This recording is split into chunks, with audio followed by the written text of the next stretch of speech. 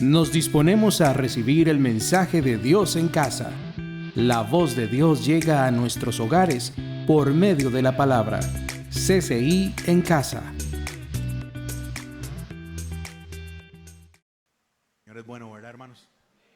Ayúdenme a orar para que el Señor nos hable y nos enseñe. Padre, te damos gracias por su palabra, Señor.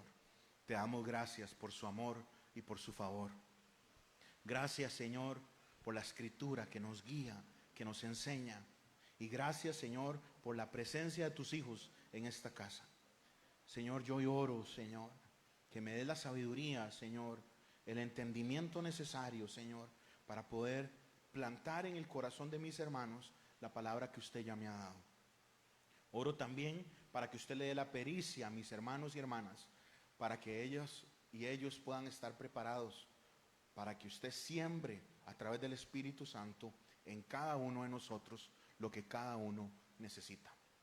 En el nombre de Cristo Jesús oramos, y el pueblo del Señor dice amén.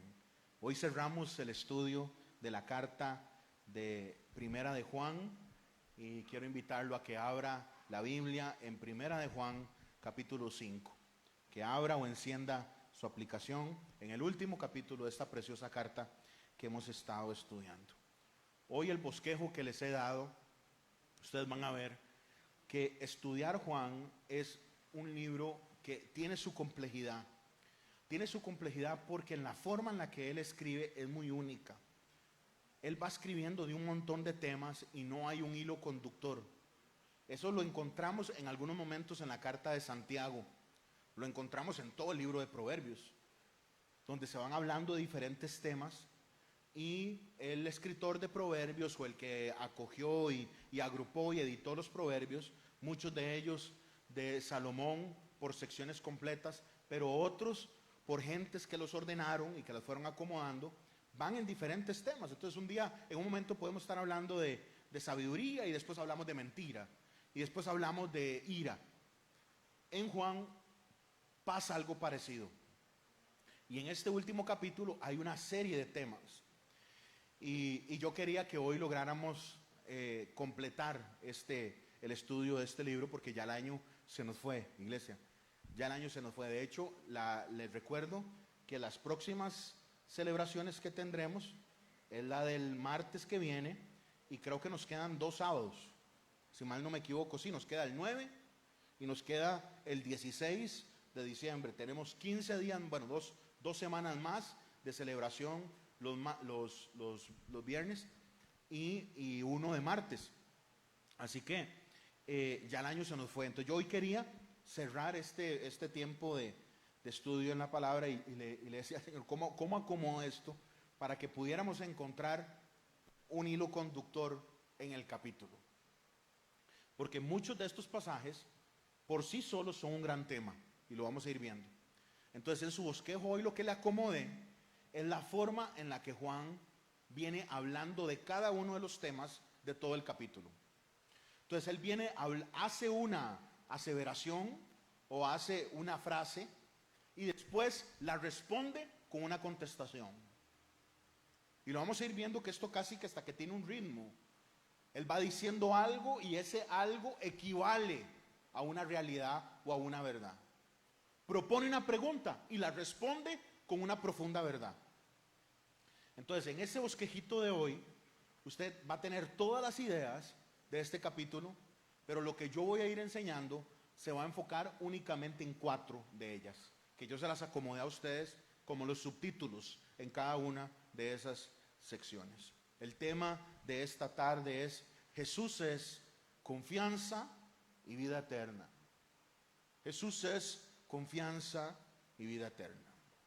Debo arrancar recordándole que Juan está escribiendo estas cartas porque hay un reto en la iglesia. Juan está hablando esto porque dentro de la iglesia se están metiendo una serie de ideas que no son las correctas, que no son sanas. Una de esas ideas se llama el gnosticismo. Y el gnosticismo, hoy la forma en la que lo vemos, fue una herejía, o sea, una forma errónea de ver a Dios o entender a Dios. Cuando hablamos de gnosticismo podríamos quedarnos hablando horas, pero para que usted lo entienda y lo pueda entender de manera sencilla, Gnosticismo es aquello que implica que nosotros entendemos la salvación o vivimos la salvación o recibimos la obra de Dios de acuerdo a lo inteligentes que somos. Bajémoslo un poquitito más. De acuerdo a lo iluminados que somos. O sea, de acuerdo a lo que hemos logrado alcanzar, entender. Entonces los gnósticos habían tomado una serie de ideas griegas y se había mezclado con pensamiento romano y ahora encuentra una unión con pensamiento cristiano. Eso lo podemos denominar dentro de una gran corriente llamada sincretismo, que es agarrar diferentes filosofías o formas de ver el mundo, cosmovisiones, paradigmas, los juntamos y sacamos una mezcla. Los gnósticos, la raíz básica de su pensamiento era que usted podía entender la salvación o podía saber más de la salvación si su conocimiento incrementaba. Y a simple vista eso no parece peligroso, pero vamos a ir viendo que es terrible y es muy riesgoso y es muy peligroso. La salvación es por medio de Jesucristo a través de la fe. Amén, hermanos. Solamente. El evangelio de Jesucristo es salvación por gracia, por medio de la fe. Entonces estas ideas se meten dentro de la iglesia y Juan ya está mayor y quiere dejarle claro a la iglesia cómo debe moverse en medio de estos retos de interpretación bíblica, de estos retos de hermenéutica, la forma en la que nosotros compartimos la palabra, estos retos de cómo entendemos nuestra vida desde el punto de vista de Dios. Entonces estudiar este libro tiene esas dificultades porque es como que si nosotros estuviéramos oyendo una conversación telefónica. Digamos que yo estoy con alguien y esa persona está discutiendo por teléfono con otra persona, entonces solo estoy oyendo la mitad. Estoy oyendo lo que ella o él está diciendo, pero no estoy oyendo la respuesta del otro lado. Es lo que nos pasa con la carta, porque Juan no nos dice, les escribo esto porque A, B y C, como si lo hace Pablo en Romanos. Es más, Pablo en Romanos nos viene levantando la pregunta y nos contesta. Levanta la pregunta y nos contesta. Y esas preguntas vienen de la iglesia en Roma. Pero Juan no. Entonces nosotros ocupamos discernimiento, ayuda del Espíritu, para entender qué es lo que está tratando de enseñarnos Juan, porque empieza a argumentar por la causa de Cristo, pero no estamos escuchando qué es lo que está pasando realmente en la iglesia. Entonces hoy yo lo que quiero dejar en sus corazones son 4 ideas generales, de las cuales yo espero que usted, y sé que muchos de ustedes lo hacen porque me escriben con preguntas y todo, yo espero que ustedes puedan profundizar en su lectura propia. Y que la hojita que les entregué hoy les ayude nada más como guías para esas ideas importantes. La primer gran idea que quiero compartir con ustedes, que nos da la palabra, no mía, que nos da la escritura, es esta. Cumplir los mandamientos es amar a Dios. Voy a repetirlo. Cumplir los mandamientos es amar a Dios. Y yo acabo de decir hace unos cuantos minutos que nosotros somos salvos por gracia. Entonces, si somos salvos por gracia, somos salvos por algo que Dios hace, no por algo que nosotros hacemos. Entonces, esta tensión la vamos a encontrar en el Nuevo Testamento siempre. Porque nosotros podríamos caer en el error de predicar un legalismo. Necesito que haga esto. Y si usted hace esto, usted es parte del club. Pero encontramos en la Biblia que el mensaje es otro. El mensaje no es lo que yo haga o lo que usted hace. El mensaje es lo que Cristo hizo. Y lo que Cristo hizo determina lo que usted y yo somos. Pero esa preciosa acción de Dios para salvarnos no queda ante una respuesta silenciosa de quien la recibe. Y Juan nos va a argumentar hoy la importancia de honrar a Dios cumpliendo los mandamientos. En otras palabras, la importancia de la santidad. Vean el verso 1, capítulo 5 de la primera carta de Juan. Todo aquel que cree que Jesús es el Cristo es nacido de Dios. Y todo aquel que ama al que engendró, ama también al que ha sido engendrado por él. Hay 2 ideas importantes ahí. todo el que cree en el Mesías, todo el que cree en el Cristo, recuerden que Cristo no es un nombre, Cristo es un título, que es la versión griega de Mesías. Mesías es en hebreo Yeshua HaMashiach. Mashiach lo que quiere decir es el Mesías, el ungido, el elegido. Cristo es la traducción en griego de ese título. Todo aquel que cree que Jesucristo es el esperado, es el Hijo de Dios, es el único que nos salva, es ahora hijo de Dios. ¿Dame un amén a eso? El que cree en el Mesías es hijo de Dios. Si usted tiene a Cristo, usted tiene Padre. Si usted está en Cristo, usted tiene paternidad espiritual. Es de Dios para siempre. Dios no rechaza a sus hijos, Dios no abandona a sus hijas, Dios no se echa atrás y se asusta y desaparece. El que es hijo de Dios o hija de Dios es hijo o hija de Dios para siempre. Y Juan dice una frase muy bonita: y todo aquel que ama al que engendró, cuando se refiere al que engendró, obviamente se refiere a un padre, todo aquel que ama al Padre, ama también al que ha sido engendrado por él. O sea, el que ama al Padre, ama a los hijos. Y esto se une con lo que hablamos la semana pasada. El llamado que nos hace Juan a que nos amemos. A que nos amemos nosotros mismos. A que nos amemos en nuestra casa. A que nos amemos en esta casa espiritual. A que nos amemos como nación. Yo venía hablando un día estos con mis hijos, con la historia de Costa Rica. Y veníamos hablando de un periodo específico de la historia de Costa Rica, donde el Señor levantó caudillos. Levantó gente de lo político que unificó este país. Hablemoslo de lo político. Que unificaron la nación para que construyéramos cosas que hoy son de enorme bendición para nosotros. Un líder que se levanta y unifica de manera temporal y lleno de errores, como va a ser siempre, porque la política nunca es la salida, la única salida es el evangelio, pero de vez en cuando se levanta algún liderazgo interesante que lo estamos añorando ahorita en Costa Rica. Y no quiero hablar de política, pero que yo pensé que este presidente iba a ser más activo en unir, en lugar de hacer más grande la brecha, más bien cómo un país se unifica. Pero eso desde el punto de vista político, que siempre genera tensiones, porque alguien es de un partido, otro es de otro, a alguien le gusta a alguien le gusta otra cosa, otra idea. Pero el tema es que en algún momento se levanta alguien que unifica. Ahorita lo que nos estamos refiriendo es a la capacidad que tenemos o a la necesidad que tenemos de entender que debemos estar unidos, amándonos.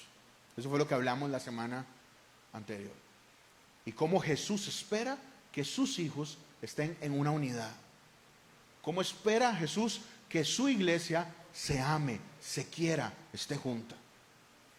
Todo aquel que cree en Jesús, que Jesús es el Cristo, es nacido de Dios. Y todo aquel que ama al Padre debe amar también a los hijos. Entonces, si nosotros creemos en el Hijo, definitivamente creemos en el Padre que envió al Hijo. Y si amamos al Hijo, tenemos que amar al Padre.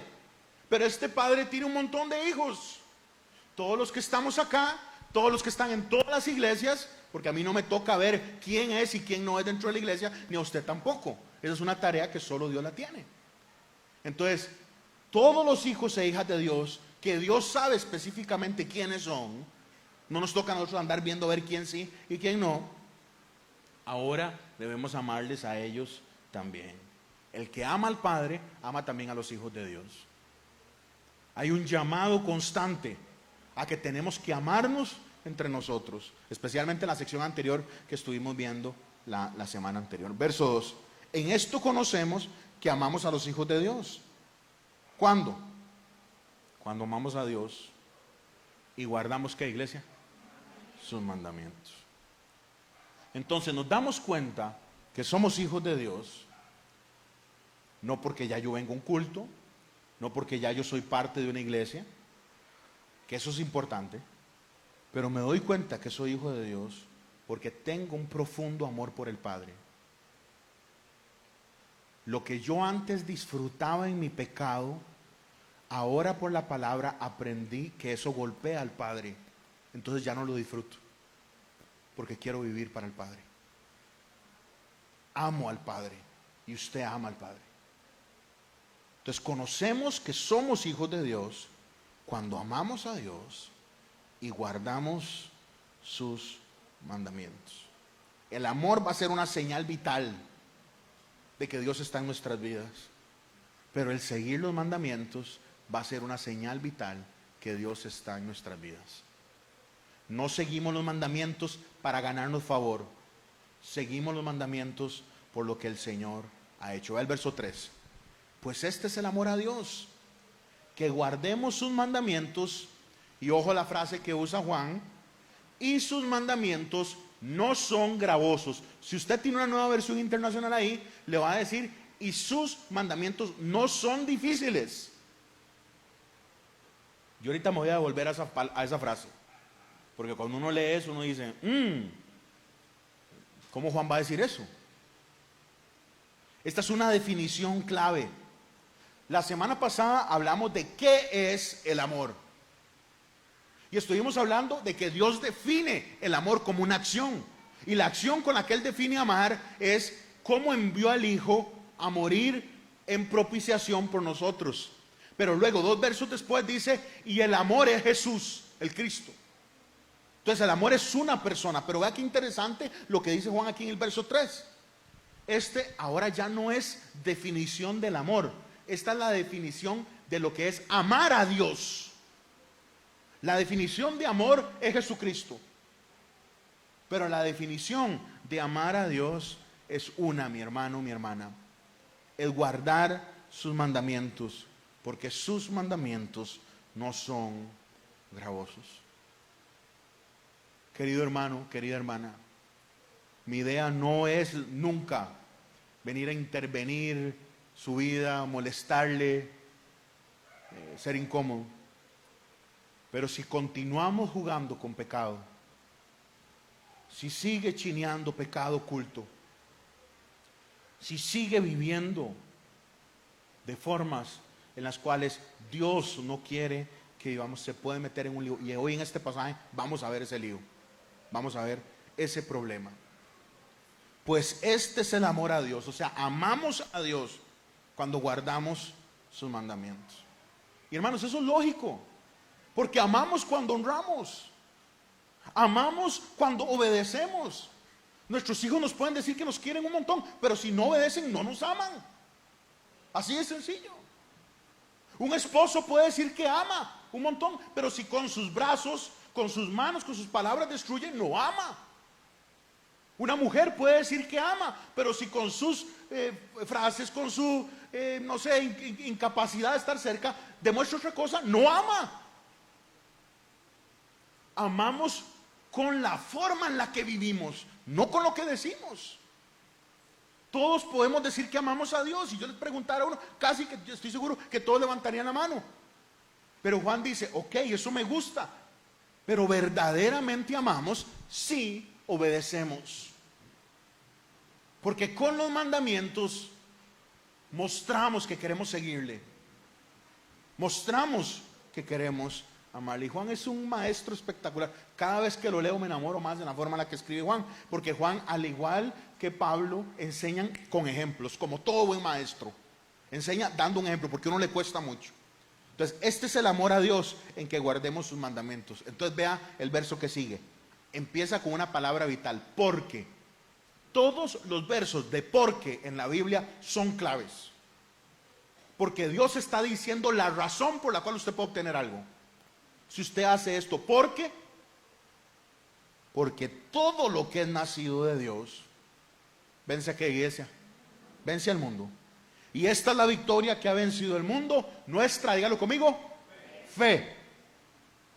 Solo el hijo o la hija de Dios puede vencer al mundo. Esa es la segunda idea de hoy.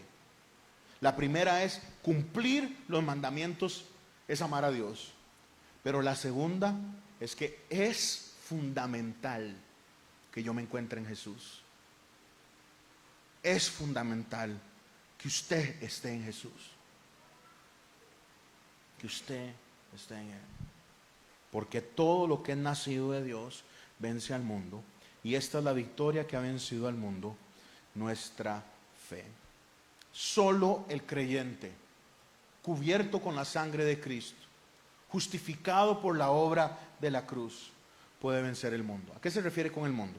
Mundo es pecado, mundo es muerte, mundo es dolor. Lo único que permite que le ganemos al sistema que es contrario a Dios es la fe. Es la confianza que tenemos en la obra de Jesús. Fe es creer, hermanos. Fe es confiar. Fe es caminar hacia adelante cuando no vemos nada. Fe es no tener ganas y creer en una palabra de Dios. Fe es con lágrimas y a veces hasta apretando los dientes decir: Padre, si usted va conmigo, yo voy. Padre, si usted va adelante, yo cruzo. Fe es lo único que nos permite caminar en una victoria eterna. Hermanos, la fortaleza suya no es en el caminar suyo. Hermanos, la fortaleza suya ni mía es en lo que podemos hacer. Nuestra fuerza es la confianza en lo que Dios es. Amén, hermanos. Por eso se vive en fe. Es decidir de acuerdo a lo que Dios dice y no lo que yo veo o siento. Tal vez haya alguien acá que está tratando de vencer algo en su vida, tratando de vencer un pecado con su fuerza, con sus intenciones. Deje de hacerlo. Si usted sigue luchando con sus fuerzas, usted puede ganar un poquito y puede sostenerse un ratito, pero sus fuerzas van a llegar a un punto en el que ya no va a poder. Entonces Juan y Pablo nos enseñan a que esto se gana y se vive en fe, porque es cuando confiamos no en nuestras fuerzas, sino en las de Dios. Ve lo que dice Pablo a la iglesia en Roma, Romanos capítulo 1, verso 5. Y por quien recibimos la gracia y el apostolado, ojo a esto, para la obediencia de la fe. Estos dos pasajes que les voy a leer no están en el bosqueo.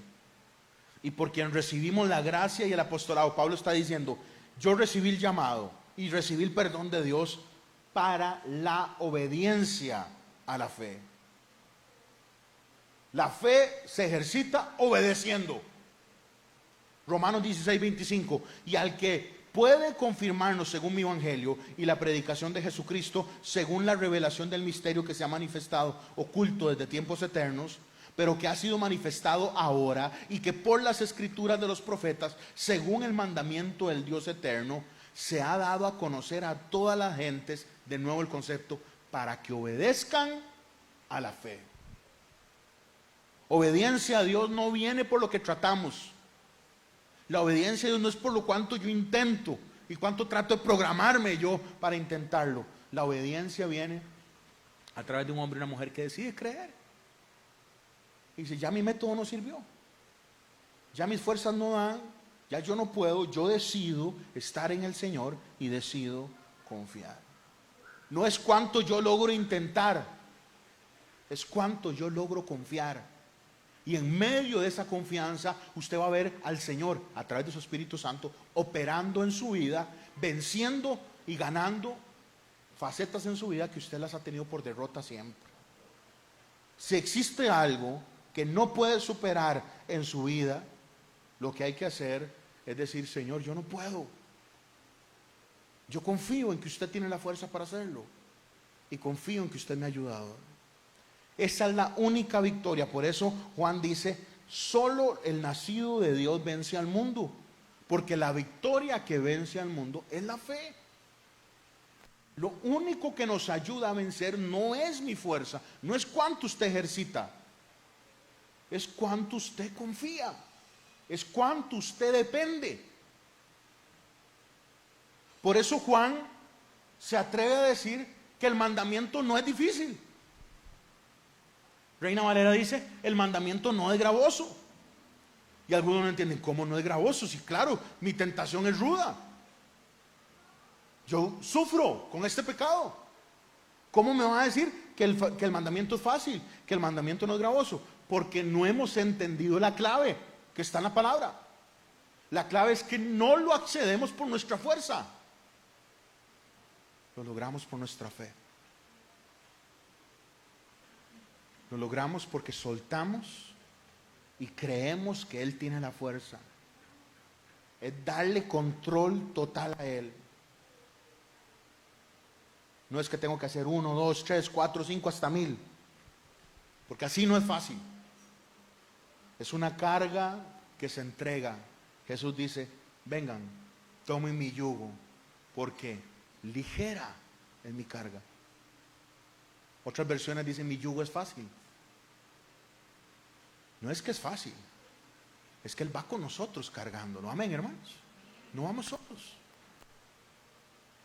Entonces podemos pasar años, décadas, toda una vida luchando con nuestras fuerzas, y va a tener momentos muy buenos y otros no tan buenos. O decidir vivir en fe. En su economía, decida vivir en fe. En su relación matrimonial, decida vivir en fe. En la forma en la que criamos a nuestros hijos, decida vivir en fe. En su servicio, créale a Dios. ¿Qué es lo que le dice el mundo? Que entre más dólares usted crea, más plata tiene. Pero la Biblia me dice algo diferente. La Biblia me enseña que yo debo ser generoso con lo que el Señor me ha dado. Y si empiezo a moverme según los principios de Dios, voy a recibir las bendiciones que Dios tiene para mí. Porque la Biblia me dice que mi casa va a ser para Él. Pero si el tiempo de mi casa lo determina cualquier otra cosa que no sea Dios, ¿cómo voy a yo aprender a vivir y amarle a Él si Dios es la 10ª o 12ª prioridad encima de un listado enorme de cosas que son más importantes que Él? Todo el que es nacido de Dios vence al mundo. Todo el que ha sido parido por Dios anteriormente definió quién es un hijo de Dios. El que cree en Jesús es el Cristo, ese es nacido de Dios. Vea cómo va subiendo o enseñándonos en escalera. El que cree que Jesús es el Cristo es nacido de Dios, o sea, es parido por Dios. Luego, el que es hijo de Dios ama a Dios y guarda sus mandamientos. Y aquí dice, el que es hijo o hija de Dios, ese sí logra vencer el mundo. Ella sí logra vencer al mundo, porque es la única victoria que vence al mundo. ¿Cuál es? Nuestra fe. Una decisión espiritual en medio de un mundo muy tangible. Por eso Juan dice que los mandamientos son fáciles, porque los vivimos por fe, porque decidimos confiar y decidimos entregarle. No es una carga que nosotros llevamos, sino una carga que Jesús lleva a nuestro lado. Verso 5. ¿Quién vence al mundo? Sino el que cree que Jesús es el Hijo de Dios. El único que logra ver la meta es aquel que cruza a través de la cruz. Entonces, primera idea. La primera idea es muy sencilla. Cumplir los mandamientos es amar a Dios. La segunda es igual de sencilla pero compleja y muy personal. Es fundamental que yo esté en Jesús. Es fundamental que usted esté en Jesús. Y solo usted lo sabe. Yo sé que usted cree en Jesús. Yo sé que usted se reconoce hija o hijo de Dios. Eso no tengo duda. Ahora, ¿vive usted en fe? ¿Confía usted en el Dios que provee? Ok, y entramos a una sección rara de esta carta. Ok, hoy vamos a ver dos secciones raras. Esta es la primera, verso 6. Este es Jesucristo, ve que él vuelve a definir. ¿Quién es el que vence al mundo? El que cree en Jesús, el Hijo de Dios. Y claramente nos dice, ¿quién es? Este es el Mesías, Jesús. El ungido que se llamó Josué. A nosotros nos llega traducido como Jesús, pero es por el tema del latín y las versiones previas que llegaron antes del castellano. Pero el nombre de Jesús fue Josué. Entonces es Jesús el Mesías, que vino mediante agua y sangre. No mediante agua solamente, sino mediante agua y sangre. Y el Espíritu es el que da testimonio, porque el Espíritu es la verdad. Yo necesito que esté atento, porque estos versos son difíciles. Voy a leerlo de nuevo. Este es Jesucristo que vino mediante agua y sangre, no mediante agua solamente, sino mediante agua y sangre. Y el Espíritu es el que da testimonio, porque el Espíritu es la verdad. Yo estoy leyendo la Reina Valera. Porque 3 son los que dan testimonio: en el cielo, el Padre, el Verbo, el Espíritu, y estos 3 son uno. Y 3 son los que dan testimonio en la tierra: el Espíritu, el agua y la sangre. Y estos 3 concuerdan. Si usted tiene una Biblia de estudio ahí, o tiene una Biblia de, inclusive la NBI, hay 2 versos que les faltan porciones. Esto lo hablamos en momentos de estudio bíblico. Y normalmente los martes yo aprovecho para enseñarles estas cosas, pero hoy que estamos viendo el pasaje, nosotros vamos a encontrar a lo largo de la revelación bíblica, a lo largo del libro que nos llega a nosotros, diferentes momentos en los cuales hay pasajes que no están en los manuscritos más antiguos. Hoy nosotros creemos que todo lo nuevo es mejor. El nuevo teléfono es mejor, el nuevo televisor es mejor, el nuevo carro es mejor, la nueva casa es mejor, las nuevas cosas son mejor, y es cierto en gran medida, porque vienen con mejor tecnología, más seguridad. Pero desde el punto de vista bíblico, lo mejor es lo más viejo, lo más antiguo. Entre más esté pegado en el momento en el que sucedieron los hechos, más creíble es. Entonces, todo el verso 7, la segunda parte del verso 7, y toda la primera parte del verso 8, no aparecen en los manuscritos más antiguos. De hecho, es muy moderno. Aparecen desde el siglo XIV. Entonces, hoy no me da chance a mí de enseñarle a usted esto. Por eso estas cosas los hablamos los martes. Pero no hay ninguna de estas, llamémosle así, notas que están en la Biblia, que son de manera grande 4 o 5 momentos. No hay en ninguna de ellas algo que viole toda la revelación anterior. O sea, no vamos a encontrar una nota, alguien diciendo Jesús no es Señor, no vamos a encontrar otro evangelio, no vamos a encontrar nada de eso. Es más, usted va a ver que todo lo que está puesto acá posiblemente fue una anotación al margen de un escrito donde un maestro de la ley hizo su comentario. Y en un momento de una lectura, cuando se copió el pasaje, se leyó su comentario y eso quedó escrito en otra copia. Ustedes me tienen que entender, y yo sé que muchos de ustedes ya lo conocen porque saben que están conmigo en estudio bíblico, pero obviamente no habían fotocopiadoras, no habían cámaras, la forma en la que se sacaban copia era se dictaba.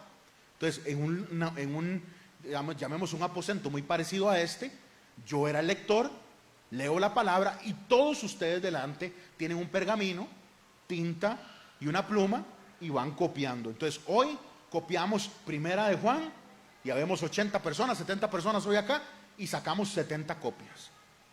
Posiblemente en algún momento, cuando alguien leyó el pasaje, leyó una nota y quedó dentro del pasaje.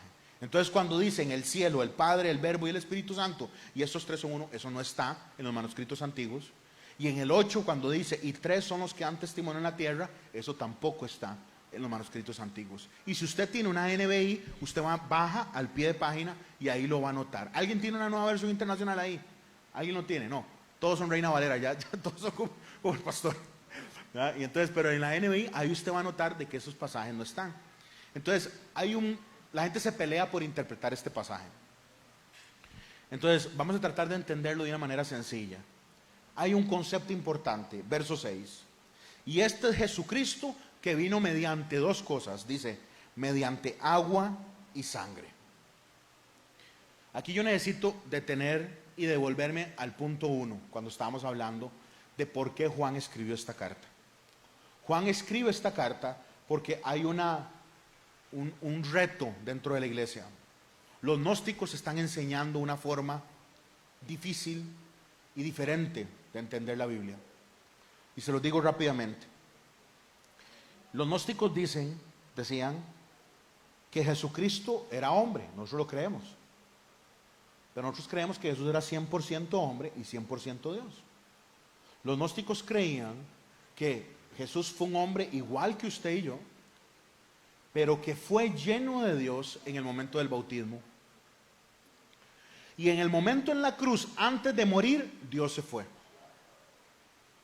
El entendimiento que tienen ellos de lo importante de las cosas espirituales y de lo vano de lo corporal, los llevó a interpretar de esa manera.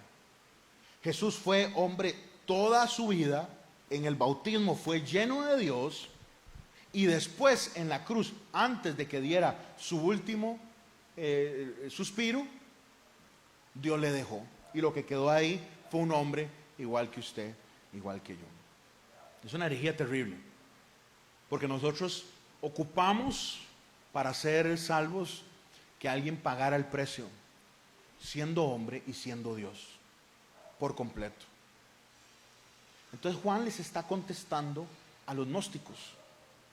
Jesucristo, el verso 6, quien vino mediante agua, se refiere al bautismo. Hay gente que pelea y ve aquí un montón de cosas. Ve aquí el líquido amniótico de la mamá, el líquido dentro de la pancita de la mamá donde estamos. Hay otros que ven el agua donde el soldado traspasa el costado de Jesucristo y cayó agua. No, aquí hay una referencia directa al bautismo de Jesucristo. Porque en el bautismo de Jesucristo hay una imagen preciosa de la Trinidad. Dios habla desde el cielo. El Espíritu Santo desciende como paloma. No fue una paloma que cayó ahí. El Espíritu Santo descendió como una paloma. O sea, cayó como aleteando. Es la forma en la que lo pudo describir Juan el Bautista. Cayó sobre el Señor y la voz del cielo invitó a que siguiéramos a Jesucristo. Hay un momento bonito, poderoso, espectacular ahí. Pero Juan también dice, el que vino mediante, claro, el bautismo, el que vino mediante nacimiento, pero también el que vino a morir, a entregarse. ¿Y quién es el testigo de esto? Juan no dice, y yo lo vi, que en otro momento lo va a usar, sino que Juan empieza a presentarnos un testigo que es vital, que nosotros lo entendamos hoy. El testigo es el Espíritu. Y el Espíritu es el que da testimonio, porque el Espíritu es ¿qué, iglesia? La verdad. Entonces esta herejía enseñaba que Jesús murió únicamente como carne humana y que todos sus primeros años fue simplemente humano y que por un periodo muy chiquitito de tiempo Dios estuvo con él. Juan está debatiendo esa idea, porque Jesús es Dios encarnado desde el vientre de María. Y Juan está rechazando esta falsa enseñanza de pensar que Jesús solo temporalmente fue Dios. Ve el verso 9. Si recibimos el testimonio de los hombres, mayor es el testimonio de Dios, porque este es el testimonio con que Dios ha testificado acerca de su Hijo. Y vean que estos son pasajes, hermanos, que ningún pastor enseña, ¿ok? Yo estoy seguro que muchos de ustedes nunca han escuchado, porque estos pasajes suenan a trabalenguas, ¿ok? Y el pastor no quiere traer un pasaje trabalenguas porque uno lo que quiere es que todo el mundo salga feliz, ¿verdad? Pero hoy nos tocó un pasaje un poquito que necesito que estemos afinados para reflexionarlo. ¿Qué es lo que está diciendo Juan? Si nosotros le creemos a la gente, si nosotros le creemos a los hombres, más grande es lo que dice Dios. Amén, hermanos.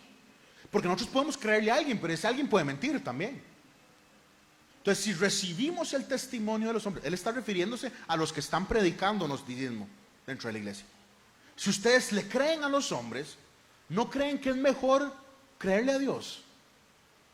¿No creen que es mejor creer a lo que él dice? Porque Juan se pudo haber puesto él como ejemplo. Pregúntenme a mí. Yo estuve ahí. Yo lo vi sangrar. Yo lo vi morir. Y luego corrí a la tumba y la encontré vacía. Y luego mientras estábamos comiendo y todo el mundo depresivo apareció dentro del cuarto y de un pronto a otro lo vimos. Y después Tomás se perdió ese momento, pero Tomás le dijo, quiero meter mi mano en sus heridas. Y yo vi a Tomás meter sus dedos, comí con él cuando estuvo en la playa. Y yo me fui a pescar. Juan pudo haber dicho eso. Yo me fui a pescar con Pedro. Pero cuando lo vimos en la playa cocinando pececitos, nos tiramos y desayunamos con él y lo tocamos y lo abrazamos. Él pudo haber dicho eso. Pero él está luchando con hombres que están dando un testimonio falso. Entonces, en lugar de usar su propio testimonio, dice, este es el más importante, el testimonio de Dios mismo. Porque este es el testimonio, va el verso 9, este es el testimonio con que Dios ha testificado de su Hijo. El testimonio es este, que en el momento de la concepción de Jesús hay una obra de encarnación de Dios en una muchacha llamada María. Que en el momento en el que Jesús baja las aguas con Juan, no baja a entregar pecado porque no había pecado en él, baja a marcarle un camino a nosotros, profetizando de su muerte, porque el bautismo significa bajar al agua y volver a la vida de una manera simbólica. Pero además de eso no quedó ahí, sino que con su sangre fue el sacrificio perfecto para que nosotros hoy pudiéramos vivir. El testigo de esto es el Espíritu de Dios. ¿Por qué usa ese testigo? Usa ese testigo porque ese testigo está aquí. Vea lo poderoso de esta palabra. Él pudo haber dicho, vaya hablen con María, si todavía estaba viva. Vaya hablen con Nicodemo. Pero 2000 años después no se puede hablar con María ni con Nicodemo. Entonces dice, este es el testigo.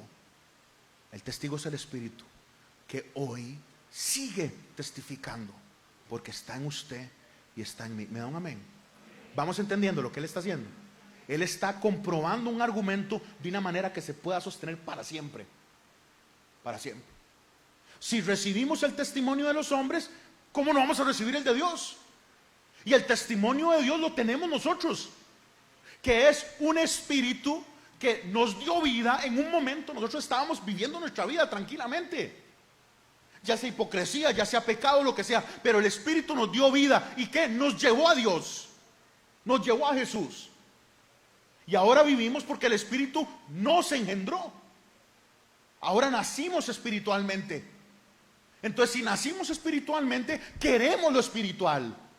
Claro que es necesario comer, claro que es necesario trabajar, claro que es necesario vivir, pero ahora nuestro sustento, como dice David, es la delicia que encuentro en tu casa, es la ricura que encuentro en tu presencia, es la necesidad de adorarte, la necesidad de estar contigo. Entonces él dice, el testimonio vital de que lo que les digo es verdad, de que la obra de Jesús es verdadera, es el Espíritu que está en nosotros, que nos lleva a Él, que nos hace depender de Él. Verso 10. El que cree en el Hijo de Dios ya ahora tiene el testimonio, vea cómo dice él, en sí mismo. Este no hay que convencerlo, porque el que está en Cristo sabe que lo que Jesús hizo es verdad. Hay un científico contemporáneo nuestro, súper famoso, apellido Huberman, que es un científico encargado de tema de plasticidad cerebral, es top en el mundo. Y esta semana escuché un video de él, de cómo hablaba de cómo se acercó a Dios. Y cómo él, cuando ve cómo funciona un cerebro, no puede creer que eso es azar. No puede creer que eso sucede porque simplemente pasó. Ustedes saben que mi trabajo es construir. Y yo puedo llegar en un camión, acomodar perling, madera, soldadura, todos los materiales, vidrios, puedo llevar la cerámica personal y puedo llegar y decirle a ese chavalo que me voltee todo eso ahí y de la nada va a aparecer una casa. Cuando una casa, a pesar de que tiene complejidad, no se parece en nada a cómo funciona un dedo. No se parece en nada a cómo funciona un corazón, mucho menos a cómo funciona un cerebro. Jamás. Pero nosotros nunca pensaríamos que agarrando materiales y los tiramos en un lote va a salir una casa. Imposible. Pero sí creemos, bueno, nosotros no que estamos acá, pero el mundo sí cree que nosotros de la nada apareció la complejidad que nos hace a nosotros poder tener articulaciones, poder tener una rodilla, poder tener un codo, poder tener un pulgar. Usted no sabe lo importante que es que tengamos pulgares. Algo tan sencillo. Que podamos pensar, que podamos amar, que podamos perdonar. Es un diseño absoluto de Dios. Entonces, ¿qué es lo que dice Juan? El que cree en Jesús, que ya nos dijo que el que cree en Jesús es un hijo de Dios, ahora tiene el testimonio en sí mismo. Y vea lo claro que es. El que no cree a Dios, le hace a Dios mentiroso. O sea, ¿qué está diciendo Juan? Este testimonio es real. Y si alguien no cree en Dios, está diciendo que el testigo es un mentiroso. Si estuviéramos en en un escenario de un juicio, y alguien viene y testifica, y yo digo que lo que él le está diciendo no me parece, le estoy diciendo que es un mentiroso a ese testigo. Eso es lo que dice Juan. El que cree al Hijo de Dios tiene el testimonio en sí mismo, pero el que no cree a Dios le hace a Dios mentiroso, porque está testificando, el Espíritu está diciendo Dios ama, pero no ha creído en el testimonio que Dios ha dado acerca de su Hijo. Verso 11. Y este es el testimonio que Dios nos ha dado. Ojo esto. ¿Vida qué, iglesia? Vida eterna. Y por si no ha entendido, y esta vida está en su Hijo. Claro, punto y final. El que tiene el Hijo tiene la vida. Y el que no tiene el Hijo de Dios no tiene la vida. Así de sencillo. Idea número 1. Amamos a Dios si le obedecemos. Idea número 2.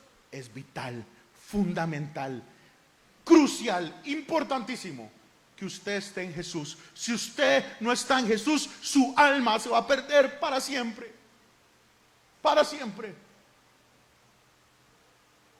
Si su economía no está construida en Cristo, se va a perder.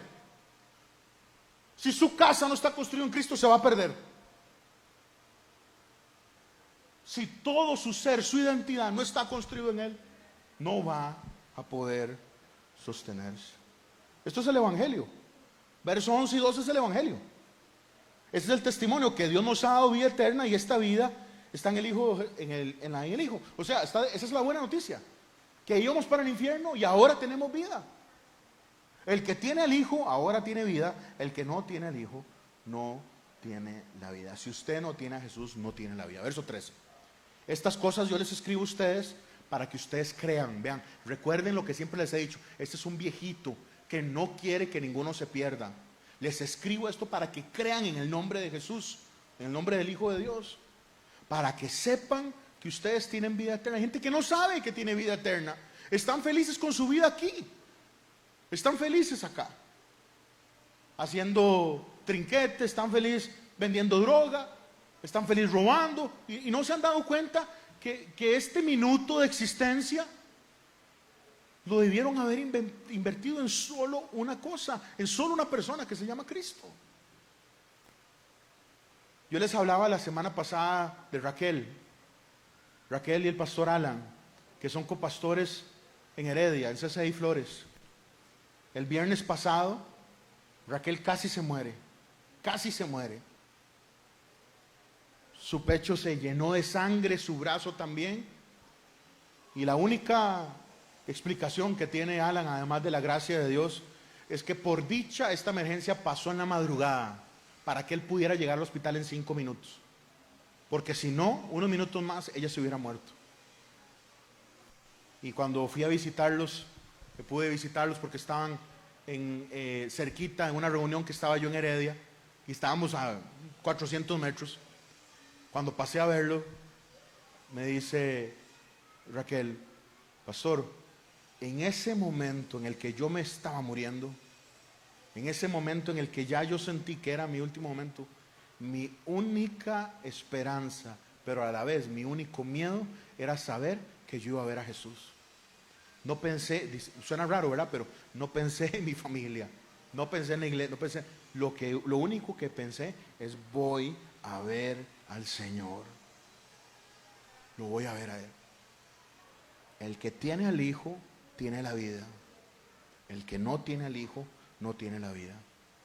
Estas cosas les escribo para que crean en el Hijo, para que sepan, iglesia, para que usted sepa que tiene vida eterna, para que yo sepa que tengo vida eterna.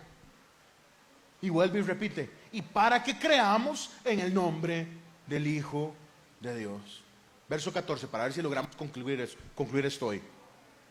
Y esta es la confianza que tenemos en Él, que si pedimos alguna cosa conforme a su voluntad, Él nos, ¿qué, iglesia? Él nos oye. Tercer punto de hoy, nos va a hablar de oración. Pero aquí la oración es desde la relación. Eso es lo que hemos estado hablando los martes. La oración no es el ratico que yo más o menos rezo. Cuando el cura, usted se portaba mal y el cura le recetaba A, B y C, 4 Ave Marías y esto, y usted va y repite palabras. Eso no es orar. Usted a veces viene al culto y cree que oró y no oró. Repitió lo que alguien más dijo aquí. Porque orar es conversar, ida y vuelta, es comunicación. Yo hablo con Dios en la oración, lo escucho a Él en la palabra.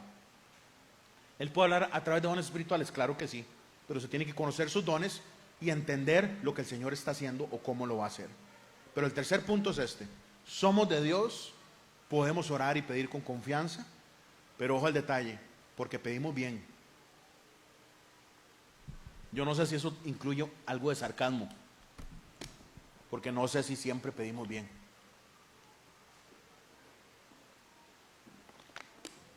Somos de Dios, podemos pedirle con confianza, porque pedimos bien. Verso 13. Estas cosas yo les escribo a ustedes para que crean en el nombre del Hijo de Dios, para que sepan que tienen vida eterna y para que crean en el nombre del Hijo de Dios. Hermano, para empezar a recibir las cosas de Dios, ¿por qué no empieza a hablar con Él?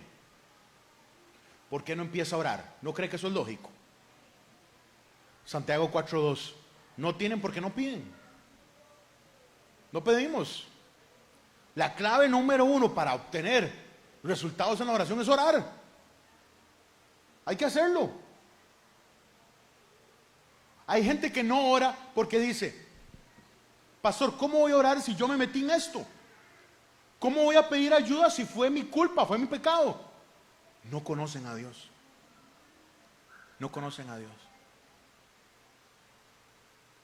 Si mis hijos cometen una tontera y necesitan de mi ayuda, yo voy a correr a ayudarles, aunque hayan cometido una tontera. Y yo sé que las mamás que están aquí y papás que están aquí harían lo mismo.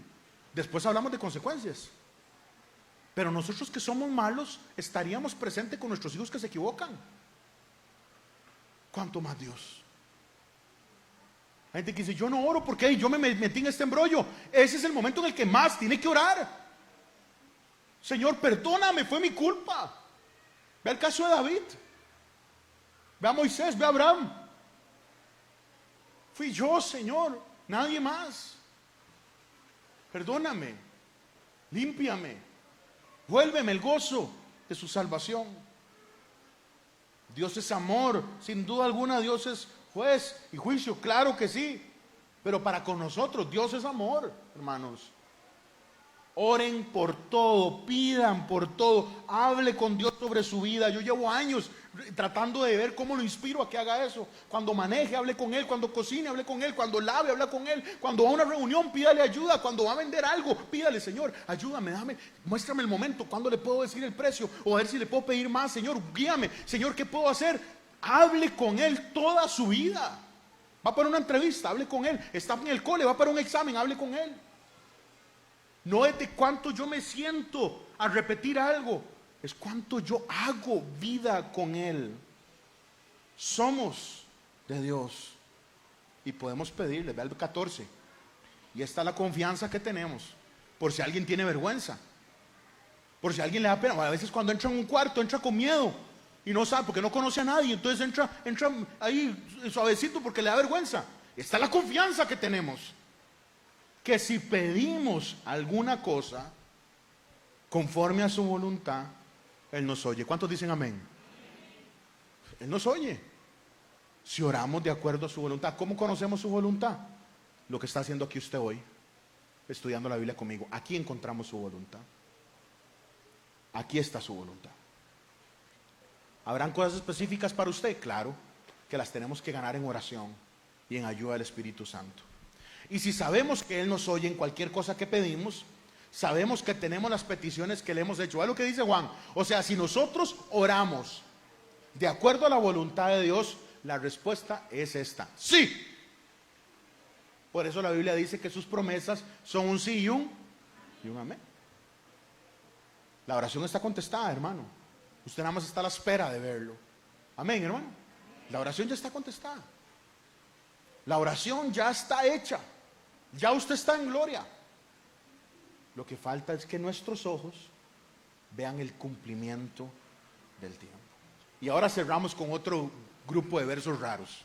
Pero hoy nos tocó una piñita de textos raros, pero para eso estamos acá. Verso 16. Si alguno viera a su hermano cometer pecado que no sea de muerte, pedirá y Dios le dará vida. Esto es para los que cometen pecado que no sea de muerte. Hay pecado de muerte por el cual yo no digo que se pida. Suena raro, ¿verdad? 17. Toda injusticia, otras versiones dicen toda maldad, es pecado. Pero hay pecado que no es de muerte. Entonces, una forma de simplificar el pasaje y entender realmente el corazón del pasaje es que viene hablando anteriormente de oración. Y anteriormente nos viene hablando que podemos entrar confiados a orar.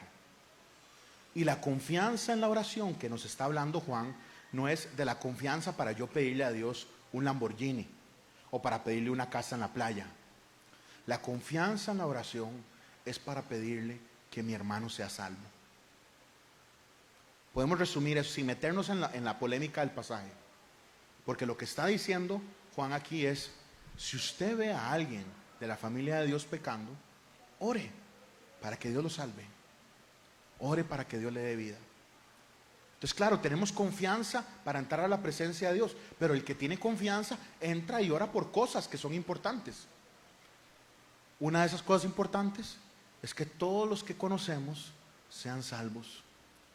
Hay una iglesia en San José que tiene un nombre precioso, se llama Pasión por las Almas. Yo no sé si usted tiene pasión por las almas que Dios ha puesto alrededor suyo, por hijos, yernos, cuñados, nueras, vecinos, amigos, compañeros. Yo no sé si a usted le quema el corazón. Mis hijos están viendo un programa de Netflix que soplan vidrio, no sé si lo han visto. Sopladores de vidrio que hacen arte con vidrio. Chivísimo. Uno de los capítulos es el diseño tiene que ver con que ustedes hagan algo que tiene que ver con el pecado. O sea, haga uno que tenga que ver con cada uno de los pecados. Hermanos, el mundo se está perdiendo. Y usted ve las películas ahora, y yo no quiero sonar a santulón, porque cada vez que hablo de esto me preocupa que salgan diciendo, y esto es lo único que recuerden, pero las películas todas traen brujería, ocultismo, pactos satánicos, el tema del lesbianismo, el homosexualismo, todo esto metiéndolo como normal, entendiendo de que hay personas que están luchando con esto desde su identidad muy real, pero tratando de sembrárselo a un niño para que en el momento en el que tenga cualquier pensamiento lo vea como normal. Y vemos un mundo que cada vez van un remolino hacia abajo,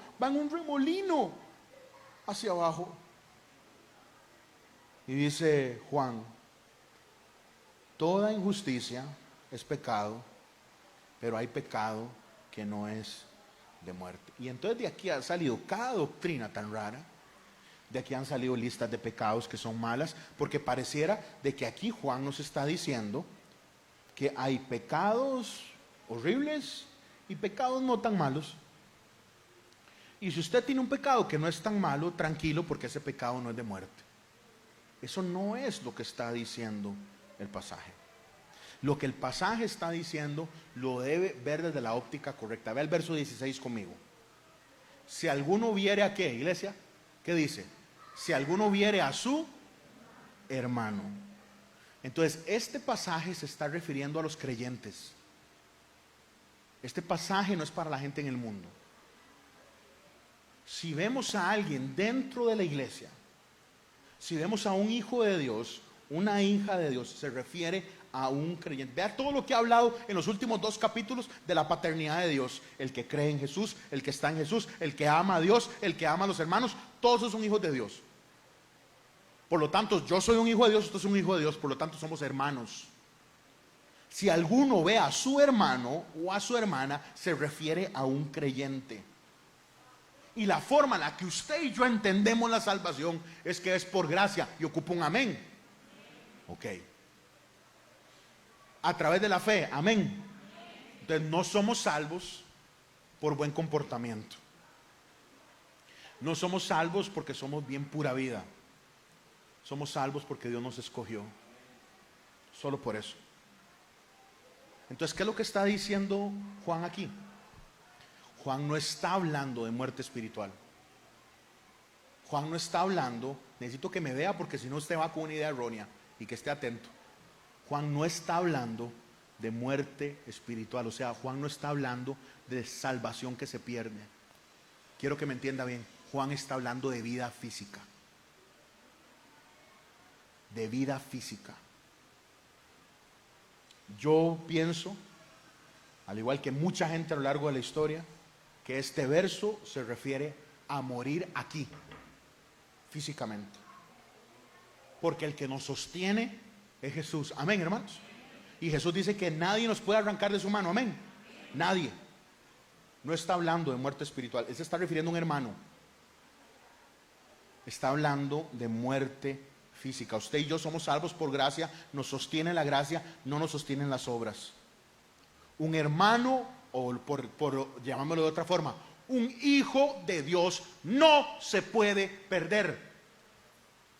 Usted me puede decir, pero pastor, es que yo sé de gente que estuvo metido en la iglesia y que salió con un domingo 7. Y, hermano, eso es otro tema, que tiene dos respuestas muy seguras, muy fáciles. La primera, dentro de la mies hay trigo y también hay cizaña, y no es trabajo suyo ver quién es cizaña, ni mío, ni a los pastores, es trabajo de los ángeles de Dios. Habrá gente dentro de la iglesia que no es de Dios, esa tarea no es mía, no es mía. Yo enseño a la iglesia porque yo creo que usted cree, y usted cree que yo creo, y por lo tanto nosotros juntos caminamos la fe. Pero la tarea final de salvación es de Dios únicamente. Amén. El salmista dice: la salvación es de Jehová. Amén. Es únicamente Él. Un hermano, un hijo de Dios no se pierde. Pero pastor, es que hay gente que estuvo en la iglesia, era pastor y hizo esto, lo otro. Y sí, bueno, dos respuestas. Como le digo, puede ser que sea cizaña, o segundo, puede ser que sea el hijo pródigo, que voló todo. Se comió la herencia. Se comió la herencia en pecado, se fue a vivir al mundo. Pero hermanos, yo creo en un Dios que cumple su palabra. Amén. Y yo no soy el que doy la tarea final. Puede ser que esa persona que echó a perder todo, igual que el hijo menor, en algún momento en su pecado esté viendo el excremento que se está comiendo, y cuando está comiendo ese excremento, esa boñiga, dice: pero ¿por qué estoy comiéndome esto? Si en la casa del papá hay manjar. Y dice: no, hombre, yo quiero pinto donde mi papá. Y regresa, ¿y qué es lo que está haciendo el padre? Listo para acuchillarlo, para latigarlo. ¿Qué está haciendo el padre? Esperándolo en el porche, ahí en el pórtico, para salir corriendo a bañarlo, oliendo puro chancho, literalmente. Lo abraza y lo recibe. Así que no es tarea suya ni mía reclamar a aquel que lo voló. La voló porque se fue en pecado, porque esa obra final la ve el Señor. Y yo veo hasta que en los últimos segundos Dios puede dar salvación. El ladrón en la cruz. Amén. Ese ladrón en la cruz no fue a ninguna iglesia, ese ladrón en la cruz no fue bautizado, ese ladrón en la cruz no llevó ningún bautismo, ningún discipulado. Porque lo único que dijo es: yo sé que nosotros lo merecemos, pero él no. Y Jesús le dijo: nos vemos en la noche. Entonces, a este pasaje se refiere a hermanos en la fe, no a la gente del mundo. Se refiere a hermanos en la fe, a un creyente. Y un creyente es salvo por gracia y Dios le sostiene. Pero eso no quita la complejidad del pasaje, porque el pasaje está dando una enseñanza rudísima que nos debe poner en alerta a todos nosotros. Si Dios nos sostiene por gracia, Dios puede tomar decisiones por gracia rudísimas. Rudísimas. Si yo estoy en Jesús, si usted está en Jesús, somos ramitas de la vid. El fruto va a ser bueno. Aquí no se refiere a ramas que están fuera de la vid.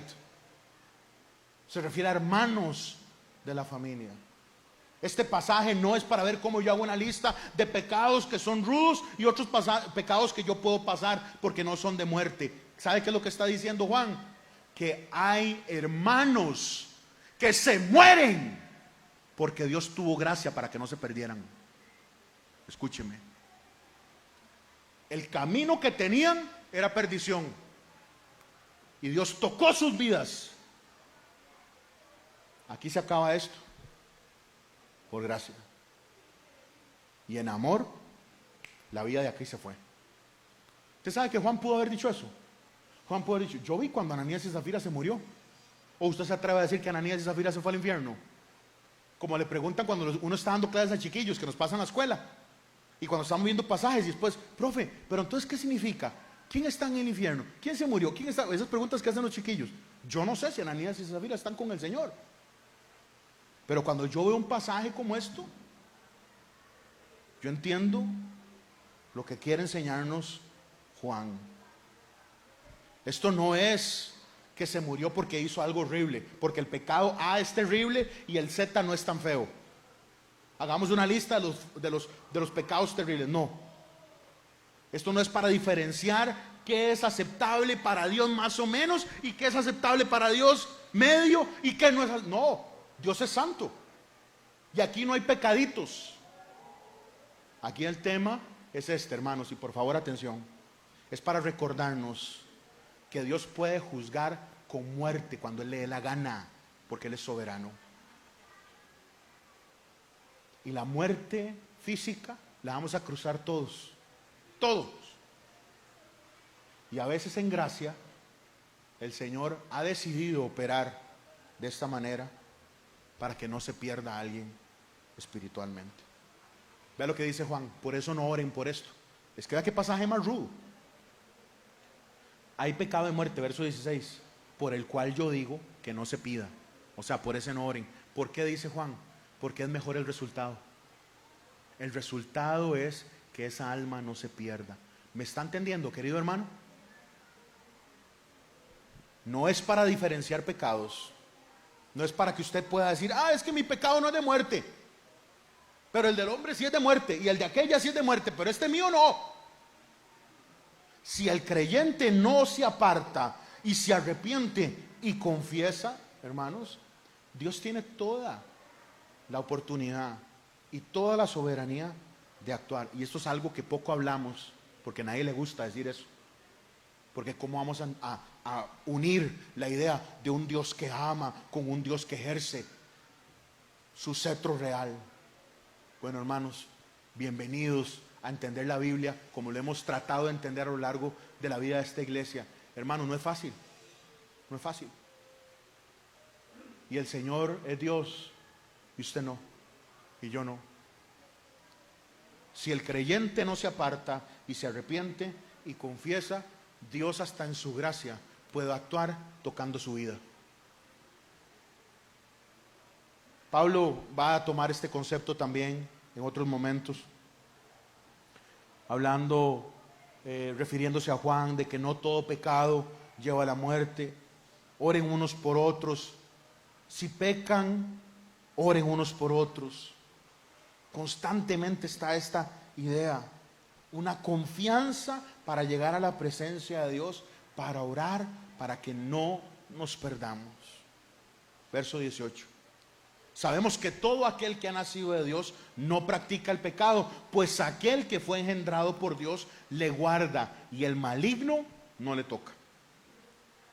Jesús es nuestro protector, hermanos. Y Satanás no tiene la libertad para tocarnos. El único que tiene la soberanía total es el Señor.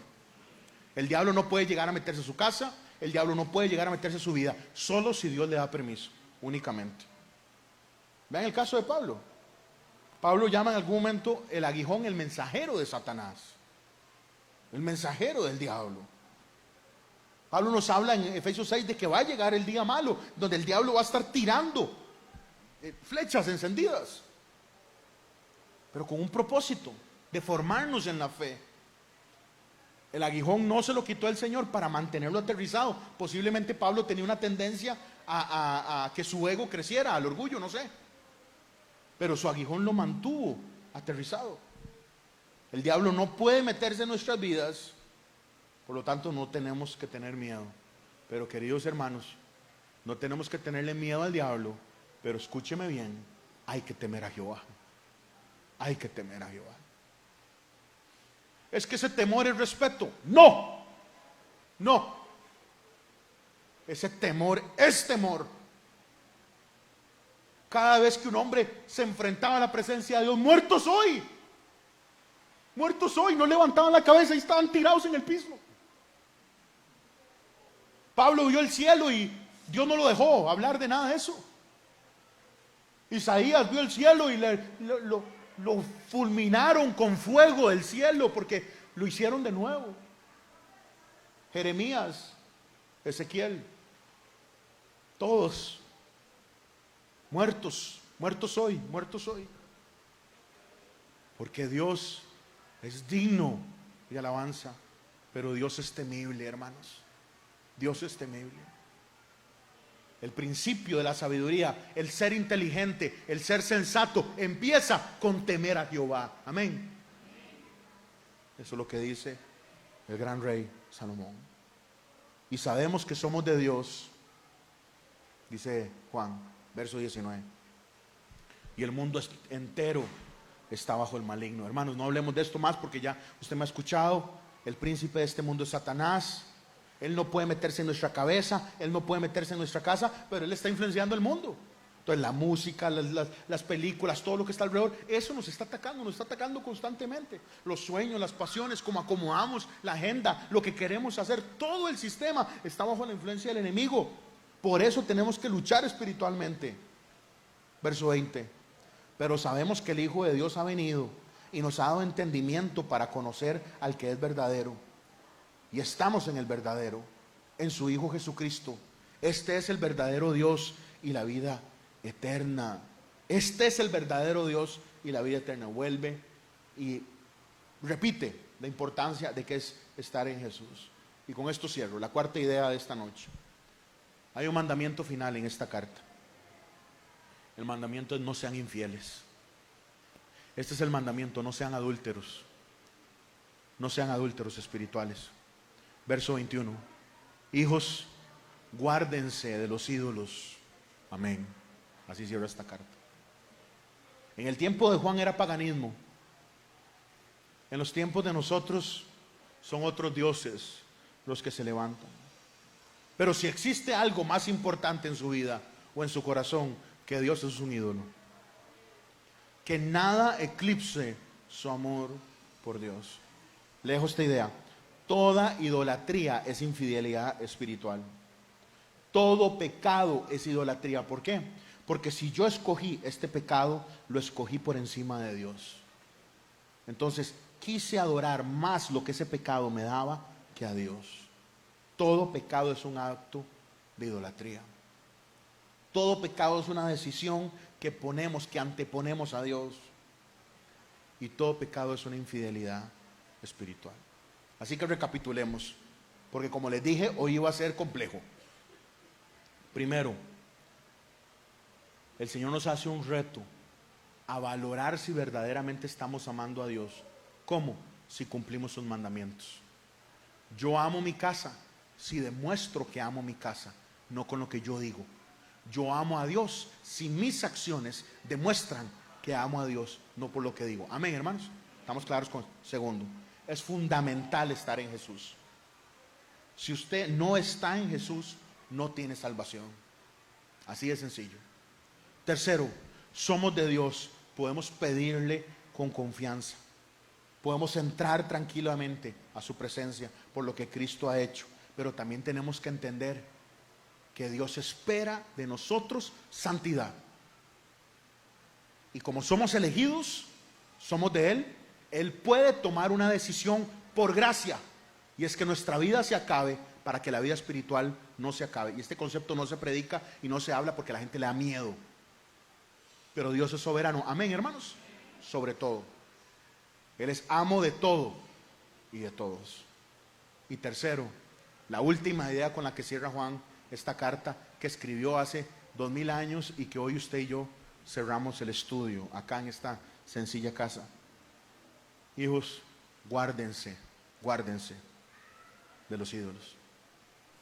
Yo quiero invitarle que cierre sus ojos ahí, que incline su cabeza. Y como siempre hacemos los sábados, este es un tiempo de un examencito suyo, muy personal.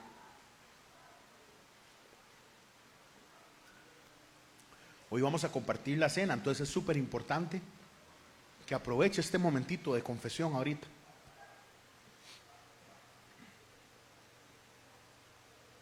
Todos somos pecadores, absolutamente todos.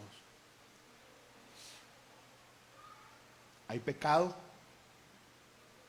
que hay que confesar, hay pecado del que hay que apartarse, pero hay, mi hermano, hay pecado que si usted no repara ahorita, hermano, ¿cuánta gente el Señor habrá tomado la decisión de decir, diga, hasta aquí llegó esto? Porque yo no sé si está entendido esto, su vida es de Dios, Él es su dueño y Él no lo va a perder. Pero tenemos que entender y aprender por las buenas. Los lazos de amor están diseñados para que lleguemos a Él, su palabra, los tiempos que Él da, su paciencia. Hermanos, Él es el Dios de las oportunidades. Creo que era Nicky Cruz el que decía, Nicky Cruz en los 80s y 90s decía, Dios es el Dios de todas las oportunidades, pero también Dios es el Dios de la última oportunidad. Un día va a ser su última oportunidad. Ya sea porque ese es el día en el que usted ya deja de vivir, Dios lo escribió en el libro, hasta ahí ese era su último momento. Porque así lo planeó el Señor, o porque el Señor en gracia lo designó así. Lo designó así, para que su alma no se perdiera. Es fundamental, hermano, que usted sea rápida para confesar el pecado y rápido para llegar a Él. Cuando hablamos de pecado de muerte no nos referimos a pecados malos y otros medianitos y otros suavecitos. No, hombre, jamás, eso no es bíblico. Nos referimos a un Dios que ama tanto, que sostiene como lo hizo con Jonás. Lo persiguió, lo siguió con una tormenta, lo siguió con un pez, se lo comió, le hizo una sombra en el sol agobiante y le fue enseñando para que aprendiera que su plan es mejor, que su gracia es suficiente. Somos del Señor, hermanos, pertenecemos a Él, podemos pedir tranquilamente, hermanos, pero que nuestras peticiones sean de acuerdo a esa profunda realidad que ahora somos de Él. Y esas peticiones normalmente no van a ser egoístas. Señor, dame esto, necesito, ocupo. Sino que muchas de esas peticiones van a ser por otros, para que el Señor salve y redima. Y la última advertencia que nos hace Juan esta noche a nosotros: apártense de los ídolos. ¿Habrá edificado usted un ídolo? ¿Habrá levantado un ídolo con su hija? ¿Habrá levantado un ídolo con un nieto? ¿Habrá levantado un ídolo con su dinero? ¿Habrá edificado un Dios falso con su salud? ¿Habrá levantado un Dios falso con su servicio a Dios? Porque Satanás es buenísimo para corromper todo lo que es bueno. Y estos ídolos no son dioses falsos que piden sacrificio de niños, sino que son ídolos que nos desenfocan del único y verdadero Dios Yahvé, el Dios de Israel, el Dios de Abraham, de Isaac, de Jacob, el Dios suyo y mío, que tiene un nombre hoy, que es un nombre que es sobre todo nombre: Jesucristo, el Hijo, el Santo, el verdadero, que pronto viene por nosotros. El mandamiento final de esta carta es: destruya, aparte, quite todo ídolo. Hagamos una oración de confesión hoy y luego juntos participemos de la mesa. Señor, gracias por esta noche, gracias por su palabra. Perdona mi pecado, lávame de mi maldad. Confiese su pecado ahí, hermano, en su mente con el Señor.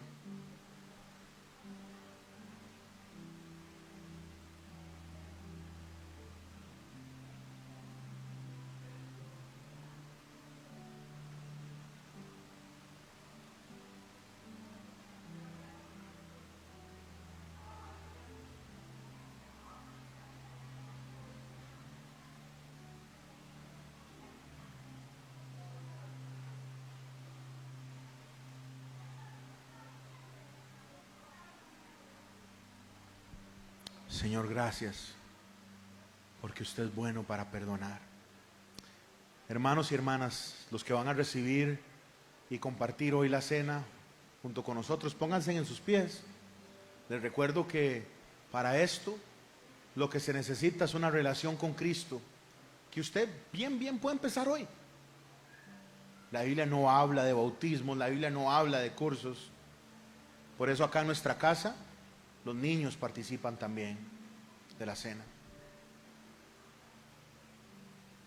Hoy lo que usted tiene que hacer es asegurarse que está en Él. Gracias. Gracias, Carlos.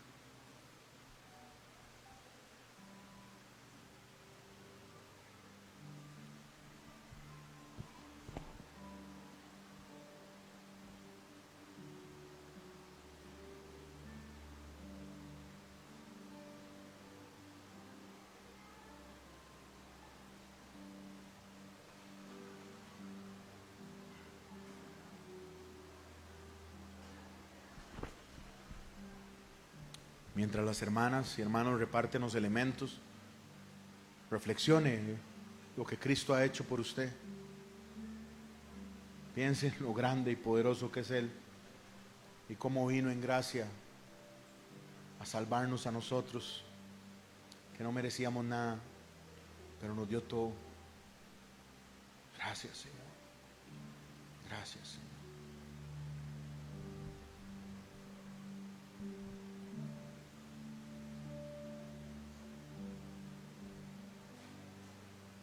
Gracias, Señor, por salvarme.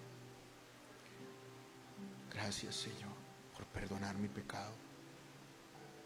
Gracias, Señor, por adoptarme a su familia. Gracias, Señor.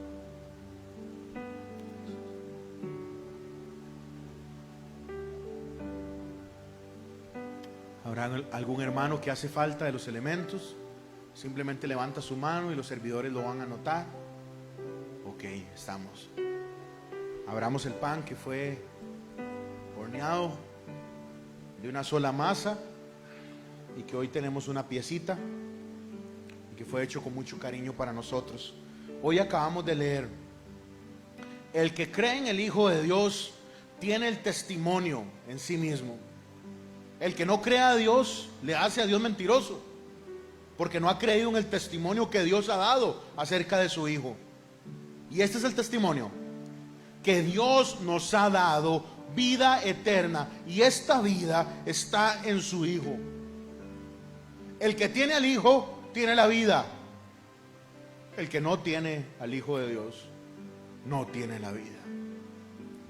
Con su pan en su mano, démosle gracias al Padre, porque hoy tenemos al Hijo y por ello tenemos vida. Señor Padre bueno, gracias por enviar a Jesús en propiciación por nosotros. Gracias, Señor, por enviarlo a morir. Gracias, Hijo, por ser obediente y por salvar en amor. Gracias, Espíritu, por darnos vida para poder ver la obra de Jesús y entregarnos completamente. Gracias, Señor. Hoy te damos gloria y honra, porque hace 2000 años en la cruz, en el madero, usted entregó todo por cada uno de nosotros. Gracias, Señor. Gracias. Gracias por amarnos. Gracias porque en la cruz se llevó el pecado. Y gracias, Señor, porque ha sido perdonado para siempre. Comamos, iglesia.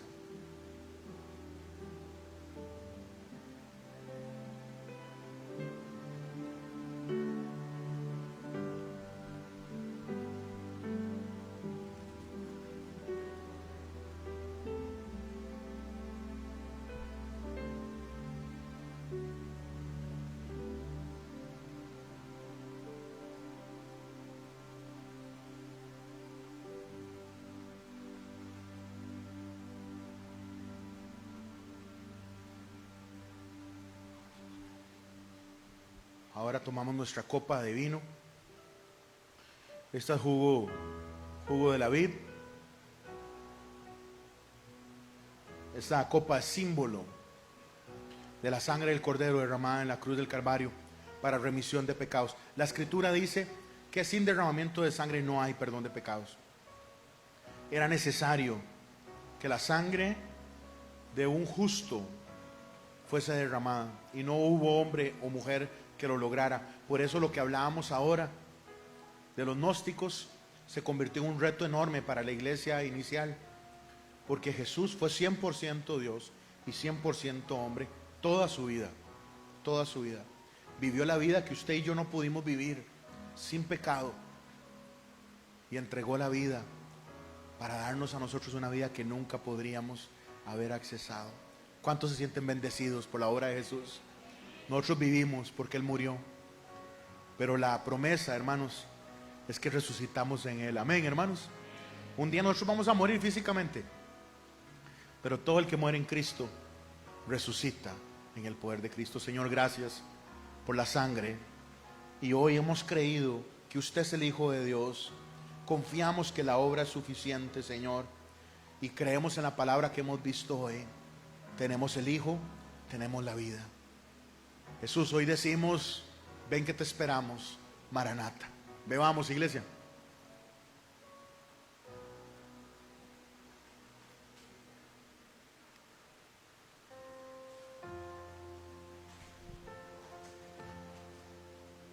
Ahí donde usted está, antes de que nos vayamos en esta noche tan preciosa, yo quiero invitarle que abrace a la persona que tiene a su lado y dígale: gracias al Señor, somos del Señor.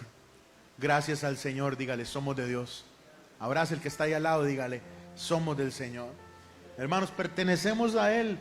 Podemos estar tranquilos en una salvación que Él da, que Él ofrece y que es para siempre. ¿Cómo no vivir así para un Dios que lo dio todo por nosotros? ¿Cómo no entregarle todo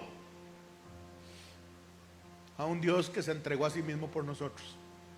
Padre, yo te doy gracias por la salvación que nos ha dado, que está segura en ti, Señor.